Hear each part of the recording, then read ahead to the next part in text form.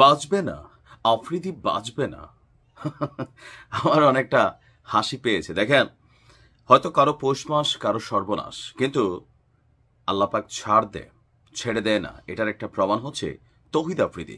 ব্যক্তি তৌহিদ আফ্রিদির প্রতি আমাদের কোনো রকম অভিযোগ নেই।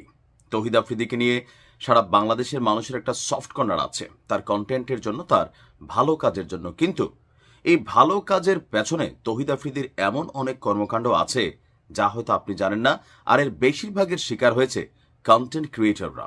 আমার পরিচিত একটা ছেলে আছে, ইদানিং আজকে এটা সারা ফেসবুকে ভাইরাল, সায়েমের ঘটনা নিশ্চয়ই আপনারা দেখেছেন, সকল টেলিভিশনে আসছে যে কিভাবে আফ্রিদিকে নিয়ে একটা কন্টেন্ট বানানোর কারণে ডিবি অফিসে তুলে নিয়ে আপনার সায়েমকে পিটানো হয়, এবং কি সেই দৃশ্য তৌহিদ আফ্রিদি নিজে ভিডিও করে দেখেছিলেন।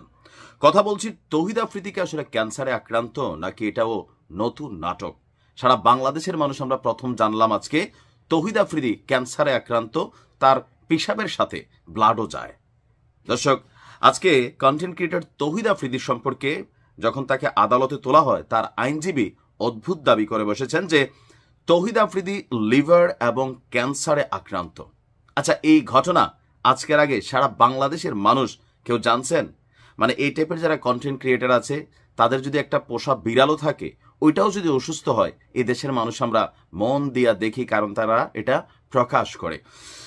আজকে আদালত প্রাঙ্গণে আমরা দেখলাম যে তার আইনজীবী বলছেন মামলার ঘটনার সঙ্গে আসামির কোনো সংশ্লিষ্টতা নেই। এটা সত্য বলে ভাই, এটা আপনারা কেমনে আগে আগে সত্য বলতেছেন? গতকালকেও বলছি, এই যে মামলাটা যেটা হয়েছে, এটা তৌহিদ আফ্রিদির যেই মামলার বাদী, তো বাদীও নাকি বলছে যে এই মামলাতে 11 এবং 22 নম্বরে আফ্রিদি এবং আফ্রিদির বাবার যে সংশ্লিষ্টতা, এটা আসলে নাই। তো নাম কিভাবে আসছে?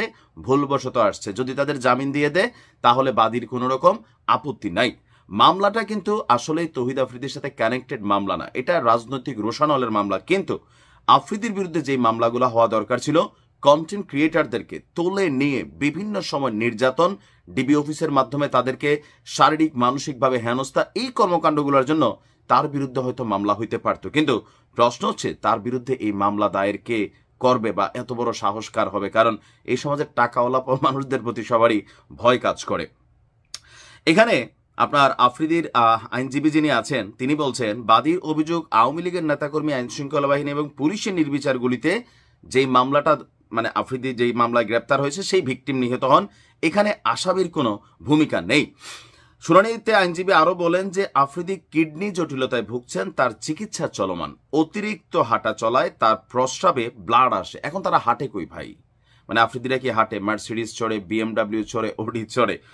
তো বাদীর আইনজীবী ইব্রাহিম খলিল যিনি আছেন, তিনি আবার মানে সরকারের পক্ষ থেকে, বা যে আইনজীবী যিনি কাজ করছেন বিপরীত পক্ষে, তিনি আবার বলছেন যে আপনার যে আফ্রিদি যে রোগগুলোর কথা বলছেন, এগুলো কাগজ বানানো যায়।